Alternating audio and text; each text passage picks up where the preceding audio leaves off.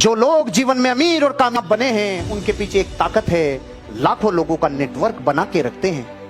टाटा के पास 12 लाख लोग हैं, रिलायंस के पास 14 लाख लोग हैं, बाबा रामदेव के पास 5 करोड़ लोग हैं जो सुबह ऑक्सीजन लेते हैं और CO2 फेंकते हैं। ये कौन है? ये नेटवर्क है। बीजेपी के पास, कांग्रेस के पास, आपके पास, समाजवादी पार्टी BSP के पास नेटवर्क है।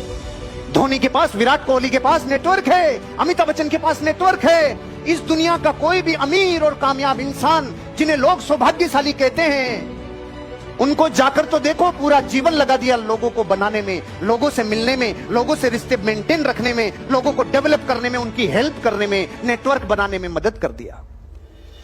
नेटवर्क पे एनर्जी लगाते हैं। धीरूभाई अंबानी के पास एक लड़का आया जो जनरल मैनेजर की पोस्ट के लिए अप्लाई किया था, लेकिन उसके भाव इतने बढ़े हुए थे क्योंकि वो बापू था। उसकी इंटेलिजेंस बहुत जबरदस्त इंटेलिजेंस थी, लेकिन धीरूभाई अंबानी का नेटवर्क बहुत बड़ा था। धीरूभाई अंबानी के पास कोई भी आदमी आता था, उससे पहले उसकी सूचना और उसका बायोडेटा पूरा आ जाता था। तो उसने जब अपनी भारी भारी बातें बताई तो धीरूभाई अंबानी को समझ में आ गया, इसका थोड़ा सा लग रहा है एटीट्यूड ज्यादा ही है, ये नौकरी नहीं करेगा। कोई बात नहीं। सारी बातों के बाद धीरूभाई अंबानी ने उससे लास्ट में पूछा, आपके पिताजी की तबीयत अब कैसी है? धीरूभाई अंबानी ने उससे बोला, आपके पिताजी की तबीयत अब कैसी है? पिघल गया रे, पानी पानी हो गया। अरे बाप रे, इतने बड़े आदमी को मेरे पिताजी की तबीयत 1 महीने पहले खराब हुई है, ये बात पता है। और जो आदमी उनकी कंपनी को बहुत आगे लेके गया, जो भविष्य में उस कंपनी का निर्धारण करता, वो वही लड़का था जो नौकरी नहीं ले रहा था। लेकिन धीरूभाई अंबानी की एक छोटी सी चिंता ने कि मेरे पास जो इंसान आएगा पहले मेरे नेटवर्क के द्वारा मुझे उस तक की जानकारी रहे, उसकी चिंता करते थे। इसलिए धीरूभाई अंबानी बने। लोग कहते हैं भाग्यशाली था। पेट्रोल पंप पे पेट्रोल भरने वाला आदमी कितना सौभाग्यशाली हो सकता है? इतना भी हो सकता है क्या कि दुनिया के टॉप रिचेस्ट लोगों में शामिल हो जाए वो आदमी? ये कब होता है?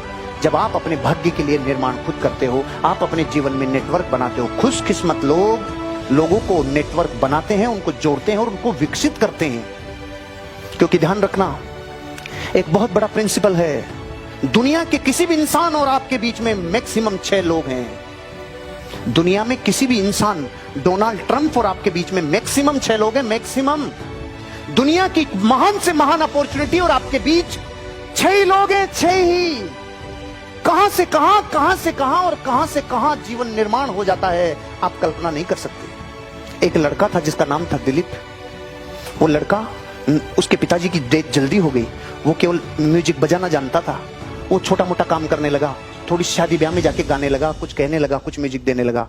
फिर वो जाके एक बार अपनी फ्रेंड थी उसकी, शारदा, उसकी पार्टी में गया तो वहां पे आया था एक व्यक्ति जिसको लोग दुनिया मणिरत्नम के नाम से जानती है। शारदा ने इस लड़के के बारे में सिर्फ स्टोरी उसको बताई मणिरत्नम को। मणिरत्नम ने उसकी परफॉर्मेंस को देखा। एक दिन मणिरत्नम ने उसको बुलाया और बुलाने के बाद उसको मौका दिया रोजा फिल्म में।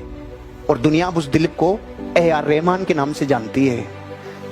अगर वो दिलीप नाम का लड़का अगर शारदा लड़की के यहाँ मिलने नहीं जाता और उससे उसके रिश्ते नहीं होते तो मणिरत्नम मिलता क्या? नहीं मिलता ना। आप अपने जीवन में लोगों को खोना नहीं, अच्छे लोगों को हमेशा डेवलप करते रहना, उन पे इन्वेस्ट करते रहना, अपने जीवन का बहुत समय, धन, एनर्जी लोगों को डेवलप करने में लगना। मैं अब की बार आपके लिए जो धन और दौलत और उसका जो प्रिंसिपल लेके आया हूं ना, उसमें एक बहुत बड़ा आदमी है जापान का, ली कोशिंग। उसने बोला है अपने जीवन की 10% वेल्थ इस बात पे खर्च करना, आप लोगों को बना रहे हो, लोगों को डेवलप कर रहे हो, दोस्त डेवलप कर रहे हो जो आपकी केयर करेंगे। ऐसे लोग आपकी लाइफ में आगे बढ़ेंगे।